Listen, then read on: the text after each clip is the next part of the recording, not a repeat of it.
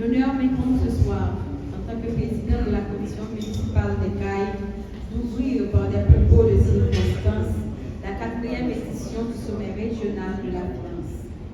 Et vous souhaitez du même coup la plus cordiale des bienvenues dans la ville hospitalière. Je tiens d'emblée à féliciter le groupe Croissance SA ainsi que le collectif des chambres de commerce et d'industrie du Grand Sud pour la constance, la vision et l'engagement dont ils font preuve en organisant, année après année, depuis 4 ans déjà, ce rendez-vous désormais incontournable pour les acteurs économiques et institutionnels de notre région. Mesdames et messieurs, la tenue de tels sommets dans notre cité n'est pas anodine. Elle envoyait déjà un signal avec un écho retentissant. Le Sud, dernier rempart, a un rôle majeur à jouer dans la reconstruction économique, politique et sociale du pays. Le financement de l'économie locale, la valorisation des initiatives privées, la transformation structurelle des territoires passent et passeront nécessairement par des dialogues comme celui que nous vivons aujourd'hui pour une 4e fois. Les Cayes est heureuse d'être l'hôte de cette dynamique de réflexion et d'action. Elle est prête à jouer sa part tant que nous tous nous investissons et nous ouvrons nos bras à l'investissement, au développement durable et à soutenir et encourager les jeunes à croire et mettre en exergue leur potentiel. Je souhaite donc que ce sommet soit riche en échanges, en idées neuves et en engagements concrets. Et sans plus tarder, ce qu'on attend de moi, au nom de la municipalité, je déclare officiellement ouverte la 4e édition du sommet régional de la finance de la ville hospitalière. Merci.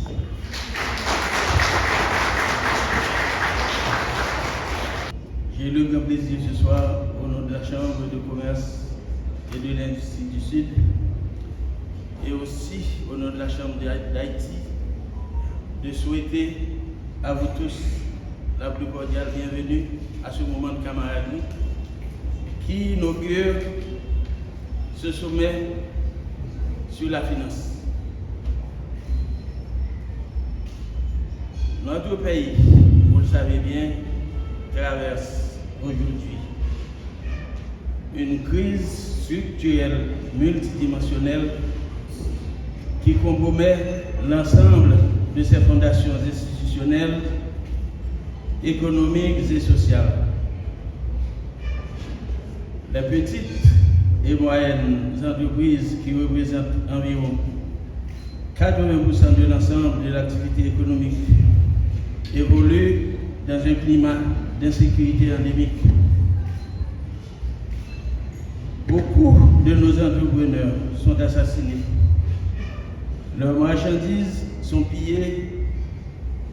D'autres ont été kidnappés et sont obligés de verser leur cash flow pour payer la rançon contre leur libération. Les blocages répétés des routes entravent l'accès aux zones d'importation et de production et perturbent profondément les chaînes logistiques. Cette détérioration généralisée provoque une contraction des marchés, une hausse des coûts et une décapitalisation estimée à plus de 2,5 milliards de dollars sur le pays. Parallèlement, le secteur financier se dégrade avec un taux de défaut de remboursement des microcrédits qui a presque doublé, passant de 8,7% à 17,7% en moins de 3 ans. Ce a limité considérablement l'accès au crédit. Ces facteurs conjugués compromettent la viabilité des PME, entraînant la fermeture de nombreuses entreprises et obligent beaucoup d'acteurs formels à descendre au pied de l'échelle pour aller bosser le rang des informels. Ce phénomène provoque la perte de milliers d'emplois et ne fait qu'accroître la pauvreté de la population. Sur le plan international, Haïti subit un isolement croissant.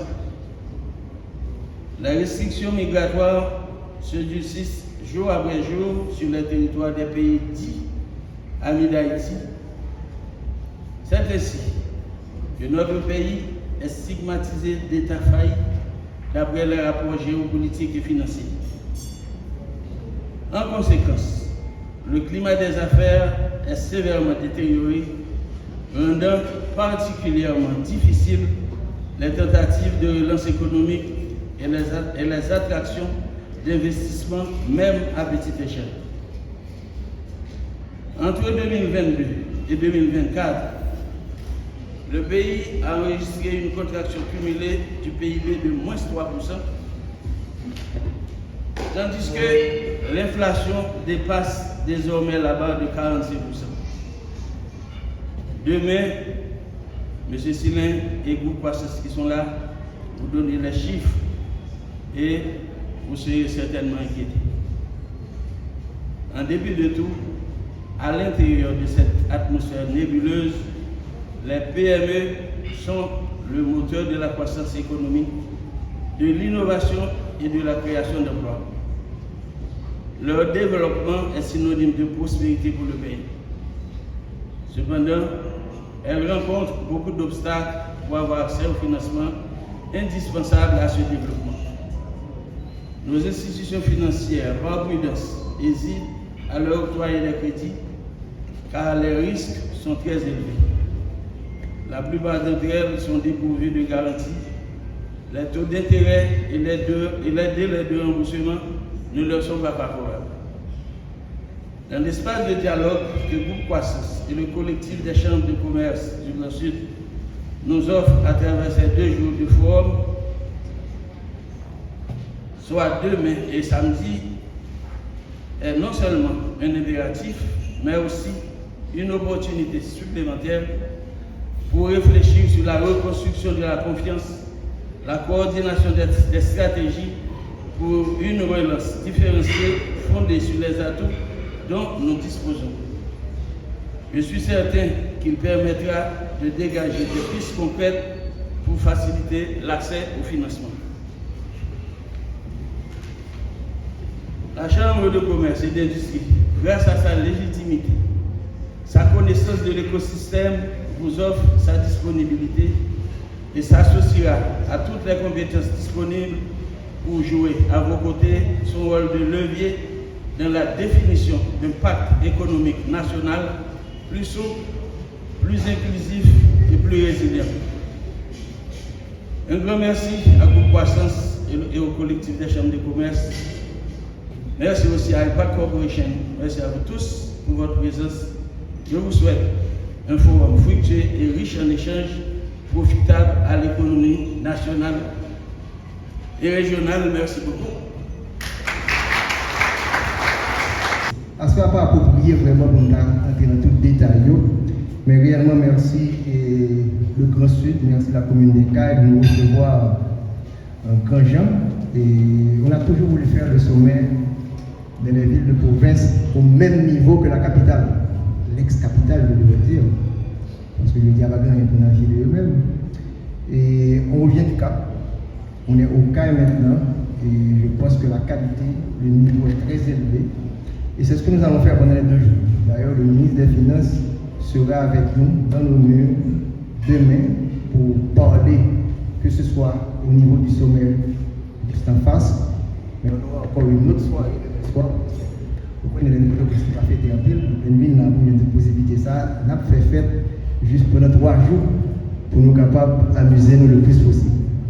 Pour être plus sérieux, je dois vous dire que on a eu un grand succès dans le Nord et c'était nécessaire de venir au CAI et dans le Grand Sud pour discuter des potentialités d'investissement qu'il y a.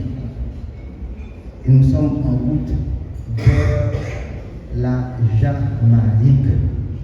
Et nous ne pouvons pas quitter nous si que tout quatre départements et collectivités n'a pas traversé avec nous. Ça prend 27 minutes pour laisser l'aéroport, même si nous dit pour international, d'Ekaï pour aller à Kingston. J'espère que nous aurons une délégation assez importante.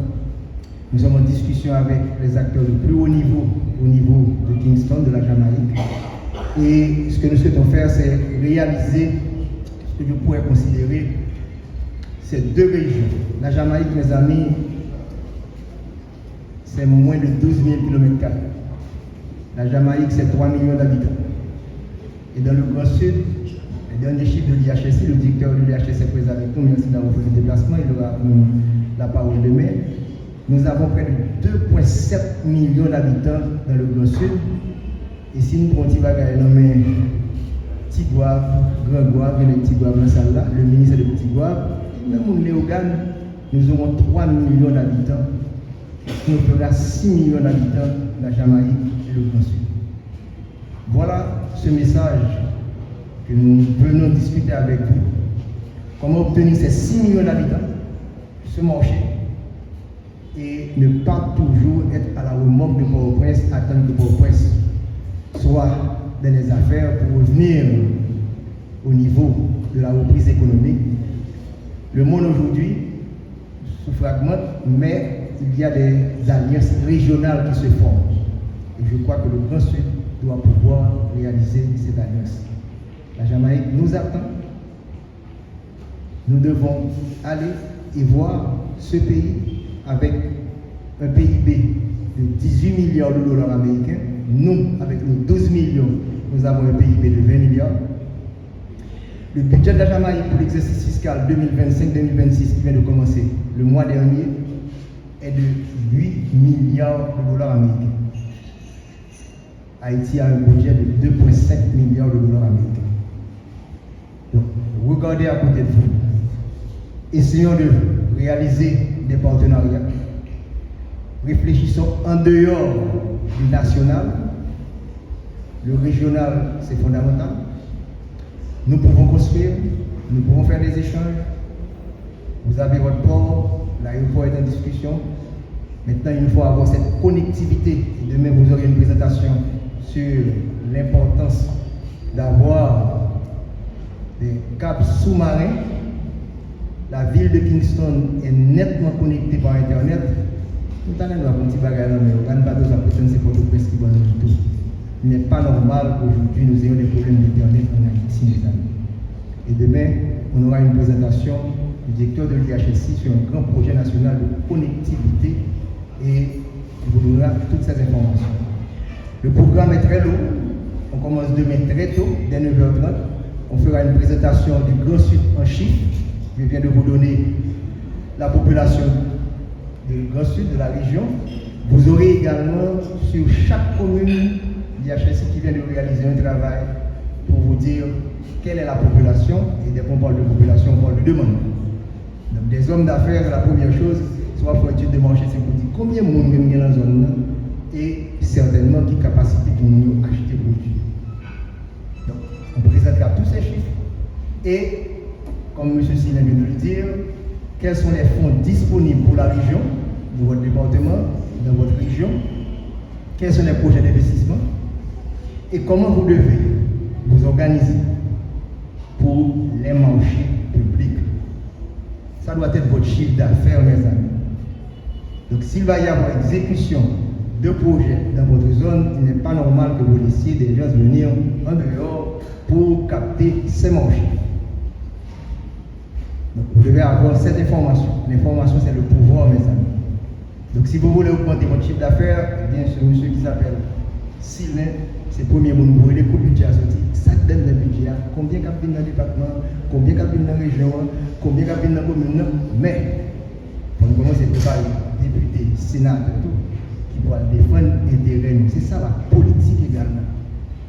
C'est comment développer la zone avec des investissements, qu'ils soient publics, qu'ils soient privés, et des partenariats avec les Jamaïcains pour aéroport.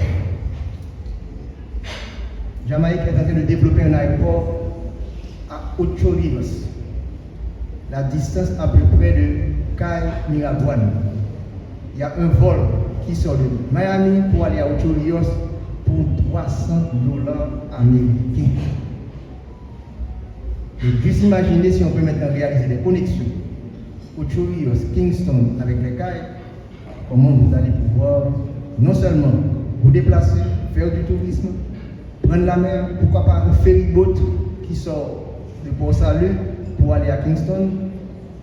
Ça se fait entre Porto Rico et Punta Cana.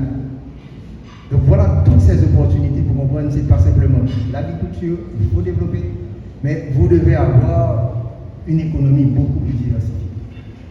Sous cette discussion que nous allons avoir pendant cette journée, pour cesser de comprendre, baguer l'argent, pas les gouvernements.